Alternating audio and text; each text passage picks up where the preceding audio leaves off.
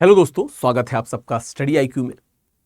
दोस्तों, हिंदी साहित्य वैकल्पिक विषय वर्षों से एक ऐसा वैकल्पिक विषय रहा जिसमें सबसे ज्यादा सफलता की दर रही। और यह एक ऐसा वैकल्पिक विषय भी है कि न सिर्फ हिंदी बल्कि बाकी अन्य सब्जेक्ट्स में भी हेल्प मिलेगी। लेकिन जब बात की जाती है रणनीति की, तो कुछ विशेष बातें ऐसी हैं जिनका ध्यान रखना बहुत जरूरी है। और एक स्टूडेंट के तौर पे, अभ्यर्थी के तौर पे आपको निश्चित तौर पे ये सभी चीजें समझनी होगी। तो आज हम बात करेंगे जो सबसे सटीक रणनीति है, जो आपको सफलता के उस मुहाने तक पहुंचाएगी जहां पे सभी लोग संघर्ष करते हैं, वहां तक पहुंचा दे आपको कि आपको क्लियर हो कि अब आईएएस या आईपीएस मिल जाएगा। मैं अक्सर अपने वीडियोस में बताता हूं कि आपको 850 नंबर का जो मार्क है वहां तक पहुंचना है ना, जहां पे आप इस बात को लेकर श्योर हो जाए कि मुख्य परीक्षा में ही हमने इतना अच्छा कर दिया है कि अब इंटरव्यू में थोड़े कम नंबर भी आएंगे तो हम आईएएस तो बन ही रहे हैं। और मैं एक बात और बताऊं, हिंदी साहित्य एक ऐसा वैकल्पिक विषय है कि ऑन एन एवरेज नंबर्स अगर देखेंगे तो जो मुख्य परीक्षा में नंबर आते हैं, अगर उनका एवरेज निकालेंगे तो निश्चित तौर पे जो टॉप 3 ऑप्शनल्स हैं, जो टॉप के 3 वैकल्पिक विषय हैं, उनमें से हिंदी लिटरेचर भी आता है। गिवन कि एक ऐसा ऑप्शनल है कि हर कोई व्यक्ति ले सकता है। कहानी है, कविताएं हैं, उपन्यास है, नाटक है, यही पढ़ने हैं, इन पे ही बात करनी है, इनकी फिलॉसफीज को डिस्कस करना है। व्हाट एल्स, आसान है। चलो अच्छा, मैं बताता चलूं कि हिंदी साहित्य जो वैकल्पिक विषय है, इसका जो अप्रैल का बैच है, यानी कि जो बैच संख्या 15 है, ठीक है, यानी कि जो बैच संख्या 15 है, 16 अप्रैल को उसमें एडमिशन क्लोज हो रहा है। एडमिशन इसमें शुरू हो चुका है, 16 अप्रैल को एडमिशन क्लोज हो रहा है। और अगर आप विकास लाइव कोड का प्रयोग करते हैं तो आप मैक्सिमम डिस्काउंट भी पा सकते हैं। मैं इस पे भी आऊंगा, इस पे भी बात करूंगा। खैर, बात की जाए अपने मुद्दे पे, तो एक मिनट बात की जाए जिस मुद्दे पे हम बात करने यहां पे आए, क्या हो सबसे सटीक रणनीति। सबसे सटीक रणनीति जानने से पहले हमको रण क्षेत्र का जायजा लेना होगा कि क्या है रण क्षेत्र, क्या है इसका सिलेबस है। तो अगर बात की जाए हिंदी साहित्य की,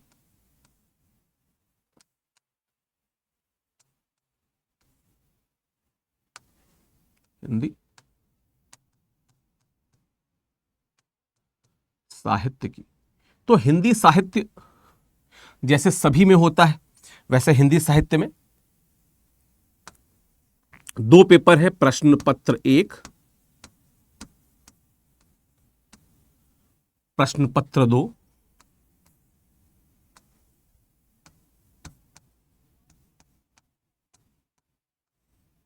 ठीक, प्रश्न पत्र 1, एक मिनट रुक जाइएगा।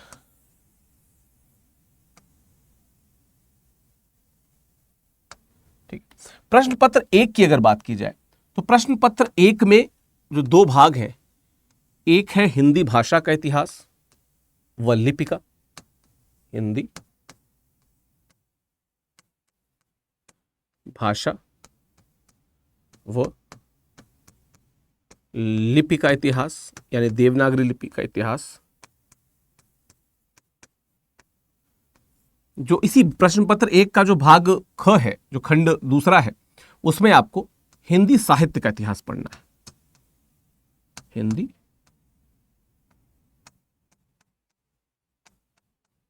साहित्य का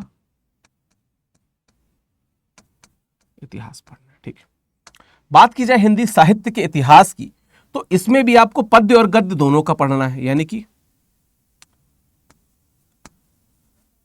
पद्य साहित्य जो जिसका इतिहास बहुत लंबा है, और गद्य साहित्य जिसका इतिहास ऑलमोस्ट 150 साल पुराना तक का है, 150-200 साल पुराना है। ठीक है, तो ये तो रहा प्रश्न पत्र 1। प्रश्न पत्र 2 की अगर बात की जाए, ठीक है, प्रश्न पत्र 2 की अगर बात की जाए तो इसमें 2 पार्ट है। एक में आपको पढ़ने हैं पद्य, यानी कि कवियों को पढ़ना है। दूसरा है गद्य, ठीक, यानी कि उपन्यास, कहानियां, निबंध, ये सब उसमें पढ़ना है। अच्छा, पद्य में भी आपको किसको किसको पढ़ना है? पद्य में भी आपको, एक मिनट रुकिएगा, पद्य में भी आपको किसको किसको पढ़ना है? पद्य में भी आपको पढ़ने हैं कबीर, आपको फिर पढ़ना है तुलसीदास, तुलसी, आपको पढ़ने हैं सूर यानी कि सूरदास, आपको पढ़ना है जायसी, आपको पढ़ना है बिहारी। ये 5 मध्यकालीन कवियों को आपको पढ़ना है। उसके अलावा आधुनिक कवियों को भी पढ़ना है। वो कौन से हैं आधुनिक कवि, कौन से हैं?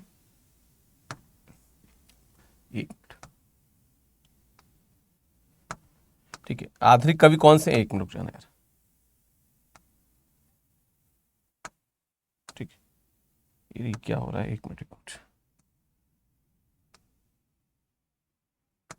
ओहो, समझ गया, मैं समझ गया। है, चलो। आधुनिक कवियों में किसको पढ़ना है?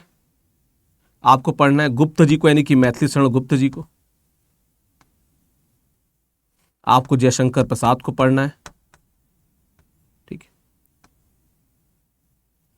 आपको निराला पढ़ने,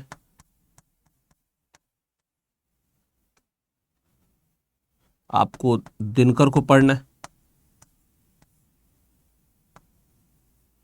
आपको अज्ञेय को पढ़ना है, सच्चिदानंद हीरानंद वात्स्यायन अज्ञेय, आपको मुक्तिबोध को पढ़ना है, और आपने बाबा नागार्जुन को पढ़ना है।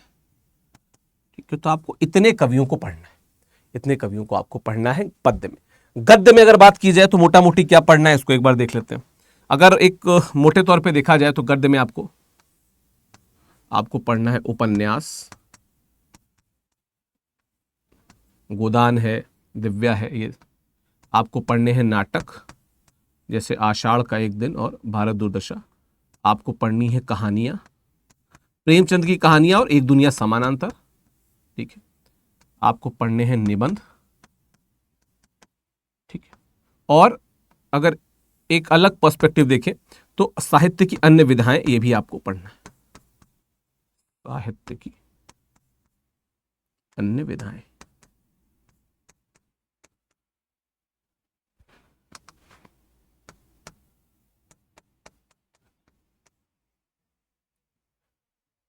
मोटे तौर पे देखा जाए तो ये हिंदी साहित्य वैकल्पिक विषय का सिलेबस है। आप सब इससे परिचित होंगे। बात क्या है कि हमें यह समझना है कि स्ट्रेटजी कैसे बनाए, और यह सिर्फ सिलेबस की स्ट्रेटजी मैं नहीं बताऊंगा, मैं कुछ और बातें बताऊंगा, क्योंकि जो मैंने अनुभव इस दौरान हासिल किया बच्चों की बहुत सारी कॉपियां देख के, टॉपर्स की भी और उनकी भी जो मेरे साथ कोर्सेज में जुड़े हुए हैं उनकी भी, तो जो मैंने महसूस किया कि पहली बात तो स्ट्रेटजी पे अगर आया जाए, तो अगर मैं सिर्फ स्ट्रेटजी की बात करूं तो आपको क्या करना है। अगर आपको शुरुआत करनी है तो 2 चीज कर सकते हैं, या तो आप यहां से शुरुआत कीजिए या तो यहां से शुरुआत कीजिए।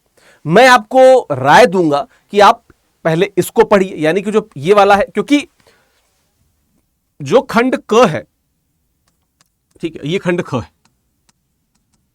इसमें जो नंबर मिलते हैं वो बहुत ज्यादा, यानी मैथमेटिक्स की तरह, मतलब जो नॉर्मल हम लोग क्लासेस में मैथमेटिक्स करते थे कि सही है तो पूरे नंबर मिल गए, इसमें वैसे नंबर मिलते हैं। तो फर्स्ट प्रायोरिटी यानी कि प्रथम स्तर पे आपको ये पढ़िए। हार्डली 20 से 22 दिन अगर अच्छे से आप पढ़ते हैं, मैं 25 दिन कर देता हूं। 25 दिन आप इसको ऐसे पढ़िए जैसे आपने शुरुआत में कभी कुछ पढ़ा हो, पूरे इंथुसियाज्म के साथ।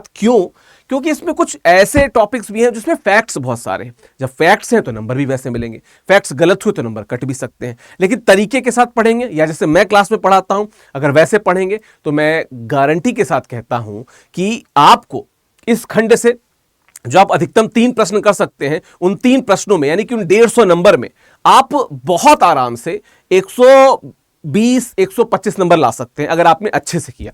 ठीक है, तो मैं इसको भी लिखते जाता हूं कि आपने यहां पे अच्छे से मेहनत की और आप आराम से 125 नंबर तक पहुंच सकते हैं। आराम से 125 नंबर, मात्र इसी खंड से आप 125 पे पहुंच गए। और मैं जब 850 को ब्रेकआउट करता हूं तो मैं बता दूं कि अगर 850 की बात करूं, 850 नंबर जो मैंने टॉप करने के लिए बताया, तो 850 में इन जनरल में मान लेता हूं कि जीएस 1 2 3, जीएस 1 2 सामान्य अध्ययन प्रश्न पत्र 1 2 3, ये मिला के आपको मान के चलिए कि लगभग 250 नंबर ऑन एन एवरेज आपको मिले। अगर आप ठीक ठाक मेहनत करने वाले हैं तो मैं कहता हूं कि बहुत एवरेज मिलेगा। तो 250 या मान लो चलो थोड़ा और बढ़ा देता हूं 260 नंबर, ये एक एवरेज है, ठीक है। 260 ये है। अगर आप हिंदी साहित्य अगर आपका वैकल्पिक विषय है तो मान के चलिए कि निबंध ऐसे आपके तैयार होंगे कि आप निबंध में आराम से 145 नंबर तक पा सकते हैं। मैं 145 ही लिख रहा हूं, ठीक है। 145 नंबर आप यहां पे पा गए। एथिक्स में भी आपको बहुत सपोर्ट मिलता है, तो मैं कह रहा हूं कि 115 नंबर के आसपास आपको एथिक्स में भी मिल गया, ठीक है। ये 125 भी हो सकता है, ये आपकी उस पर निर्भर करेगा, ठीक है। और अगर आप इन्हें हिंदी साहित्य मुझसे पढ़ा हुआ तो मैं मान के चल रहा हूं कि आप 330 नंबर तक आराम से पा सकते हैं। अब अगर आप इसको जोड़ेंगे तो यहां पे आ गया, यहां पे 0 4 1 5 1 6 3 9 और 3 2 5 590 ये हो गया।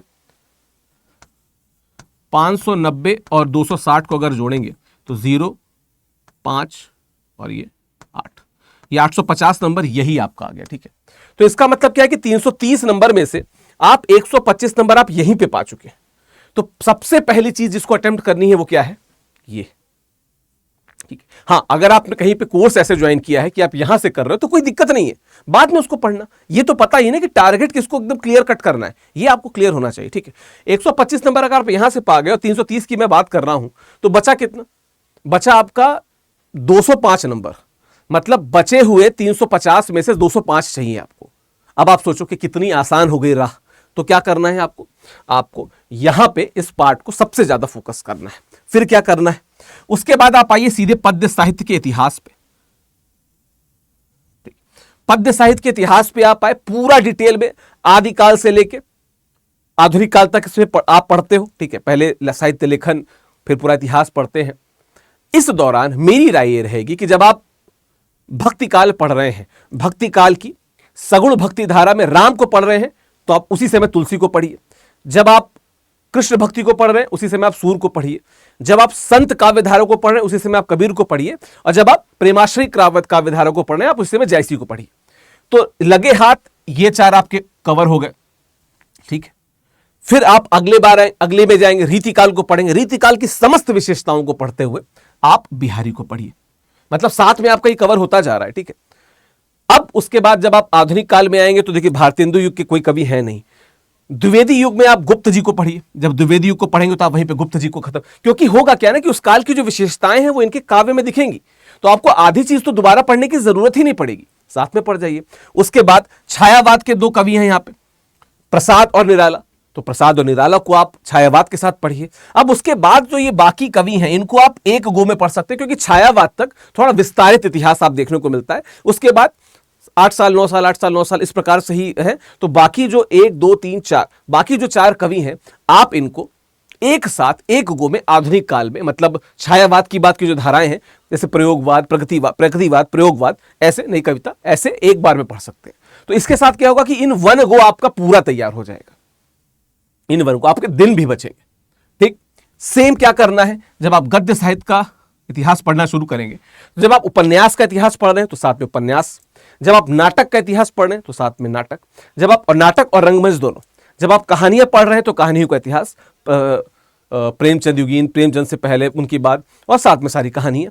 जब आप, हालांकि निबंध का इतिहास नहीं, पर निबंध के इतिहास को भी पढ़ लीजिएगा। उसका कारण यह है कि जब आप निबंधों के इन डेप्थ में जाएंगे, क्योंकि बालकृष्ण भट्ट पे आ गया, किसी भी पे निबंध आ गया, तो आपको इसका इतिहास पता होना चाहिए। आपने निबंध पढ़ा और फिर साहित्य के विधाओं के साथ में तो ललित निबंध हो गया, रेखा चित्र, संस्मरण, यात्रा वृत्तांत, ये सभी चीज को पढ़ लिया।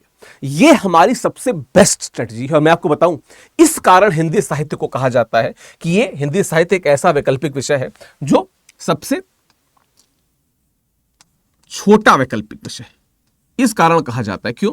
क्योंकि इसको अगर आप खुद से पढ़ रहे हैं तब तो थोड़ा स्ट्रगल आ सकता है, लेकिन अगर आप मेरे साथ पढ़ रहे हैं या किसी के साथ भी पढ़ रहे हैं, अगर किसी फैकल्टी के साथ में पढ़ रहे हैं, तो एक बात तय है कि बहुत कम समय में बहुत बेहतरीन पढ़ लेंगे आप।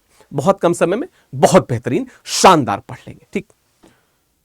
लेकिन मैं क्या करता हूं, देखो मेरी कोशिश यह रहती है कि अगर एक बार आप हिंदी साहित्य पढ़ के निकल गए, क्योंकि बहुत answer writing, rigorous answer writing कराता हूं और कुछ चीजें जो अभी मैं बताने वाला हूं उस पर भी बहुत ध्यान देता हूं, ठीक। तो अगर वो करके निकल गए तो दोबारा आपको मुझको लगता है कि 15-20 दिन का समय लगेगा रिवीजन के लिए, उसके बाद आपको समय नहीं लगेगा। ठीक है, चलो आता हूं अगली बात पे कि और किन चीजों का ध्यान देना है ताकि आप हिंदी साहित्य में महारत हासिल कर सकें। ठीक है, जिस चीज पे मैं कह रहा हूं कि आपको सबसे ज्यादा फोकस करना चाहिए और मैं हमेशा कहता हूं वो क्या है, वर्तनी। वर्तनी की अशुद्धियां अगर जीएस में मिले तो एक बारगी चलो लगता है कि हो सकता है हिंदी ना, हालांकि उसमें भी नहीं होनी चाहिए, लेकिन अगर आपकी हिंदी साहित्य में वर्तनी की अशुद्धियां हो रही हैं तो ये कंसर्न क्रिएट करता है। आप मेरे बैच के बच्चों से पूछें या नॉर्मली भी किसी से पूछें, मैं वर्तनी को लेके बहुत ज्यादा सीरियस रहता हूं। You should be very sure about कि आप क्या लिख रहे हैं। और सबसे ज्यादा जो गलती होती है वो किसकी होती है, अनुस्वार की। अनुस्वार की गलतियां बहुत होती है, आपको इन पे काम करना होगा। जो बिंदी लगाते हैं ऊपर, आपको जो छोटा ई, क्या मैं ऐसे ही बना देता हूं, छोटा ई, बड़ा ई, छोटा ऊ और बड़ा ऊ, इनका भी ध्यान रखना होगा कि ये कहां पे क्या लग रहा है। बहुत चंद्रबिंदी की बहुत गलतियां होती है। मैं कोशिश ये करता हूं कि क्लास में लिखते समय बोर्ड पे एक भी गलती ना हो, पहली बात। दूसरी बात, आपके उत्तरों में सबसे ज्यादा मैं उन गलतियों की बात करता हूं जो सबसे पहले दिखती हैं। प्रेजेंटेशन अच्छा हो, राइटिंग अच्छा हो, लेकिन अगर उसमें वर्तनी की अशुद्धि दिख गई तो गलत हो जाता है। यहां पे काम करना पड़ेगा आपको, ठीक है, यहां पे काम करना पड़ेगा। दूसरी बात क्या है, मैं हमेशा कहता हूं कि अच्छे उपन्यास पढ़िए,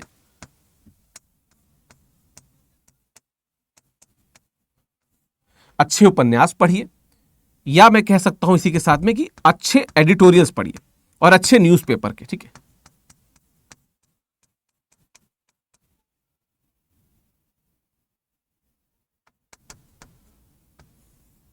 जैसे मैंने भी बहुत सारे एडिटोरियल्स लिखे, तो मैं कोशिश करता हूं कि कम से कम जो व्यक्ति उसको पढ़ने के लिए पढ़ रहा है, ज्ञान के लिए भी और पढ़ने के लिए भी, उसको वर्तनी की अशुद्धियां न मिले और नए शब्द मिले तो वो सीखे कुछ। तो अच्छे उपन्यास और ये जो अच्छे एडिटोरियल्स होते हैं, ये क्या करते हैं, आपकी वर्तनी की जो अशुद्धि होती है इसको बेहतर कर देते हैं, क्योंकि आपको क्लियर होता रहता है कि चीजें कैसे लिखी जा रही हैं। और जब वो हमारे सबकॉन्शियस माइंड में जाता है तो जब हम जल्दी में लिखते हैं तो गलत नहीं होता है, जब हम कॉन्शियसली लिखते हैं तो गलत तो वैसे नहीं होता है, लेकिन जब हम जल्दी में लिखेंगे तो भी वो सबकॉन्शियस माइंड बताएगा कि नहीं भाई यहां पे सुधार के लिखना है। तो एक बात तो ये करना है। और क्या करना है आपको, अगला चीज क्या कि आपको उत्तर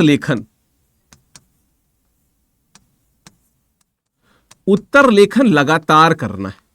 लगातार करने का मतलब क्या है, जो भी, जब भी, जैसे भी समझ में आ रहा है, अगर मैं तो टाइम पे बताता रहता हूं, अगर नहीं भी तो आप खुद से अगर पढ़ रहे हो तो ट्रिगर पॉइंट देखो कि यहां पे लगे कि अब हम एक चीज समझ गए हैं, पीवाईक्यूज खोलो और पीवाईक्यूज के हिसाब से उत्तर लिखो। मैं एक चीज और कहता हूं, प्रिपरेशन में उतरने से पहले एक कोशिश जरूर कर लीजिए कि जितने भी पीवाईक्यूज हैं, यानी प्रीवियस ईयर क्वेश्चंस हैं, यानी कि जो विगत वर्षों के प्रश्न हैं,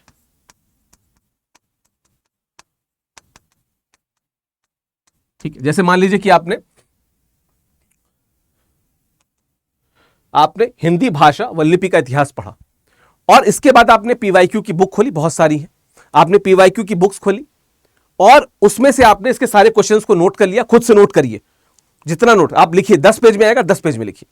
फिर आप उसमें ये देखिए कि कई सारे क्वेश्चन रिपीट हो रहे हैं, उन क्वेश्चंस को काटिए, उनको एक क्वेश्चन बनाइए। ऐसे आप देखेंगे कि आपका वो 10 पेज रिड्यूस होकर 3 पेज में आ जाएगा।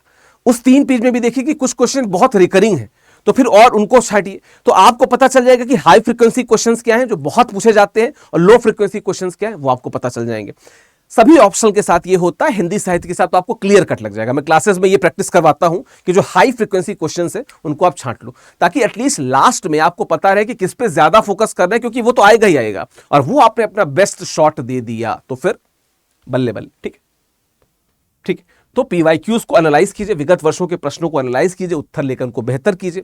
अब दूसरी बात, जब आप कोई उत्तर लिख रहे हैं, और उत्तर भी किसका लिख रहे हैं, अगर आप उत्तर लिख रहे हैं इनमें से किसी का या इनमें से किसी का, तो इसको देखिए कि कितने सामाजिक संदर्भों से जोड़ सकते हैं। जैसे मान लो आप कबीर की बात करते हैं, कबीर की जिंदगी एक ऐसी जिंदगी है, उनकी कहानी एक ऐसी कहानी है कि आप निबंध में आने वाले, यानी कि जो एसे का पेपर होता है, निबंध में आने वाले हर निबंध को, मैं लिटरली बता रहा हूं, लगभग हर निबंध लगेगा कि कबीर की जिंदगी से हो जाएगा। तो आप एक काम करिए, जब आप कबीर को पढ़ रहे हो, ठीक है, जब आप कबीर को पढ़ रहे हो, कबीर मतलब कबीर दास जी को पढ़ रहे हो, तो जब आप कबीर को पढ़ रहे हो तो कबीर को पढ़ते हुए साथ में क्या करिए, जो आपका निबंध का पेपर है उसको खोलिए और आप देखेंगे कि हर साल कोई ना कोई एक निबंध ऐसा आता है जो कबीरदास की जीवनी से हो जाता है, कबीरदास की जीवनी से हो जाता है, क्योंकि इन्होंने जिंदगी में जितनी चीजों को टेस्ट किया है, जितनी चीजों को समझा है, कभी किसी ने नहीं समझा है। गजब, मतलब वो भी इतने सारे दर्शनों को इन्होंने देखा, मतलब जैसे कहते हैं कि पहले इस्तेमाल करो फिर विश्वास करो, इन्होंने हर दर्शन को टेस्ट किया, जो गलत लगा छोड़ा। इवन मैं कहता हूं कि जो परंपरावाद जिसके कारण ये द्विवेदी जी की नजर में है, मतलब ये नजर में क्या है, मतलब द्विवेदी जी को पता चला इनकी महानता के बारे में और फिर बात हुई बहुत ज्यादा, नाथ परंपरा से आते हैं। नाथ परंपरा का जो हठ योग था उसको उन्होंने खुद देखा और उन्होंने देखा कि यार मेरी कुंडलिनी जागृत होने के बाद मेरी जो महाकुंडलिनी उससे तो मिल नहीं रही है, मैं जहां का तहां हूं, जैसा का वैसा हूं। तो उनका जो इंटरेस्ट था वो सडनली एकदम कम हो गया और फिर वो निर्गुण ज्ञान के बजाय निर्गुण प्रेम की तरफ देखने लगे और निर्गुण प्रेम की वो बात करने लगे। ठीक है, तो कबीरदास की अगर बात की जाए तो कबीरदास से बहुत सारे निबंध हो सकते हैं, बहुत सारे। ऐसे ही जब हम प्रेमचंद की बात करते हैं यहां पे उपन्यास में भी और कहानियों में भी, और इवन मैं निबंध की बात कर लूं, निबंध एक टॉपिक भी है, तो आपका निबंध तो वैसे भी मजबूत हो ही रहा है। मतलब निबंध को अगर अच्छे से आपने पढ़ लिया तो मैं बता दे रहा हूं कि प्रेमचंद, कबीर और निबंध का टॉपिक मतलब क्या, मतलब ये कि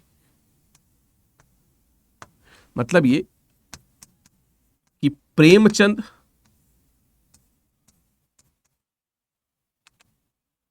कबीर और एक और जोड़ दे रहा हूं, निराला, निराली नहीं, निराला, हाँ इन सब की बात निराली है पर निराला भी, ठीक है, और निबंध का विषय। ठीक है, ये अगर आपने इन पे 4 पे अगर अपनी कमांड कर ली तो ब्रह्मांड में कोई व्यक्ति ऐसा नहीं है जो आपसे यह कह सके कि आपका जो यूपीएससी का ऐसे का पेपर होता है निबंध का, वो न हो सके, कोई नहीं कह सकता ऐसा। सभी निबंध आप कर ले जाएंगे अगर इन 4 पे आपने कमांड कर ली। तो इसके साथ क्या हो रहा है, आपका ऐसे का पेपर भी पूरा हो रहा है। ठीक है, जब हम अद्वैत, विशिष्टाद्वैत, शुद्धाद्वैत, द्वैताद्वैत और द्वैत को पढ़ते हैं हिंदी साहित्य में, तो हमारा, या हम जब सिगमंड फ्रॉइड को पढ़ते हैं, इलियट को पढ़ते हैं, तो हमारा एथिक्स भी कहीं ना कहीं हमारे सबकॉन्शियस में तैयार होता रहता है। जब हम लिटरेचर पढ़ते हैं तो जीएस प्रश्न, जो पेपर जीएस पेपर है उसका पेपर 1 में लिटरेचर का टॉपिक वो भी पूरा होता है। और जब मैं यहां पे वर्तनी की अशुद्धि की बात कर रहा था तो आप देखिए कि इन सब के साथ में आपका क्या पूरा हो रहा है, जो हिंदी क्वालिफाइंग का पेपर आता है, हिंदी क्वालिफाइंग का जो 300 नंबर का पेपर आता है, ये भी आपका पूरा हो रहा है, A to Z सब कुछ। तो एक सब्जेक्ट और कितने सारे एडिशनल आपको सपोर्ट दे रहा है, आप यहां पे देख सकते हो कितना एडिशनल सपोर्ट आपको दे रहा है, आप यहां पे बहुत आराम से देख सकते हो। ठीक है, तो ये तो मैंने वो चीज बताई। अच्छा, बात रही किताब की, देखो मैं ऑप्शनल पढ़ाता हूं तो मैं कहता हूं कि मैक्सिमम चीजें मटेरियल तो मैं दे देता हूं, 95% मटेरियल दे देता हूं, बाकी 5% चीजें आप, जैसे कुछ किताब है जैसे उपन्यास है उनकी हार्ड कॉपी लेके पढ़ ही लीजिए। मैं ये मानता हूं कि अगर आपके पास ओल्ड यूजीसी की गाइड्स है, ठीक है, या जो इग्नू का मटेरियल होता है, अगर वो आप एक्सेस, वो आपको मिल जाएगा पीडीएफ, या मैं आपको ड्राइव लिंक भी शेयर कर दूंगा, वहां से आप पढ़िए, देखिए, समझिए। अगर आप एकलव्य हैं, अर्जुन है तो सीधे मेरे पास आ जाइए, आपको द्रोणाचार्य की जरूरत है। एकलव्य अगर आप हैं तो आप उन मटेरियल्स को फॉलो कर सकते हैं। किताबों को अगर जैसे इसमें आपको किसी के लिए किताब की कोई जरूरत नहीं है, कोई जरूरत नहीं। यहां पे भी मैं मानता हूं कि उपन्यास आप ले लीजिए और हो सके तो नाटक ले लीजिए, बाकी के लिए आपको किसी किताब की जरूरत नहीं। ठीक है, इसके लिए किताब की जरूरत नहीं, इसके लिए किताब की जरूरत नहीं, इसके लिए भी किताब की कोई खास जरूरत है नहीं। अगर इसके लिए किताब आप चाहते ही हैं तो एक डॉक्टर विश्वनाथ त्रिपाठी की, डॉक्टर विश्वनाथ त्रिपाठी की किताब है हिंदी साहित्य का सरल इतिहास। आप उस किताब को फॉलो कर सकते हैं। मिनिमलिस्टिक चीजें रखिए, बहुधा किताबों को, नोट्स को मत बढ़ाइए। खुद से नोट्स बना रहे हैं तो अच्छी बात है, मैं नोट्स दे रहा हूं तो बहुत अच्छी बात है। बस यही स्ट्रेटजी है। आप हिंदी माध्यम के, अंग्रेजी माध्यम के, कोई मतलब नहीं, दोनों दे सकते हैं। मैंने बताया कि जीएस में भी कहां कहां और कितना ज्यादा रोल है। बस इसको अच्छे से समझ लीजिए, ध्यान में रख लीजिए, कोशिश कीजिए कि कितना ज्यादा इसको आप रेप्लिकेट कर सकते हैं अपनी जिंदगी में, अपनी प्रिपरेशन में। बाकी चीजें मैं स्ट्रेटजी वीडियो के तौर पे लाता रहा हूं, लाता रहूंगा, लेकिन यह आपकी जिम्मेदारी है कि इसको उतनी ही आत्मीयता के साथ आत्मसात कीजिए जितने अच्छे मन से, आपके लिए सद्भाव सोचते हुए मैं आपको बता रहा हूं। ठीक है, तो आशा करता हूं यह वीडियो आपको अच्छा लगा होगा, ये स्ट्रेटजी आपको समझ में आई होगी। ये सिर्फ हिंदी साहित्य की स्ट्रेटजी मैंने बताने की कोशिश की, लेकिन इसके साथ आपका जीएस, एक है साधे सब सध है, एक को आपने साधा सब सध जा रहा है। बस यही हमको करना है। और फिर मैं हमेशा कहता हूं कि राह पकड़ तू एक चला चल, पा जाएगा मधुशाला। ठीक है, पा जाएगा मधुशाला। बाकी ये मेरा टेलीग्राम चैनल है @official विकास करके, आप यहां से जुड़ सकते हैं स्कैन करके। ठीक है, अगर आप मुझे मेल करके जुड़ना चाहते हैं या हिंदी बैच से मेरा जुड़ना चाहते हैं मेल के द्वारा, तो मेरी ईमेल आईडी है vikas.singh@studiiq.com। आप यहां पे आके मुझसे जुड़ सकते हैं। ठीक है, तो आशा करता हूं ये वीडियो आपको अच्छा लगा होगा।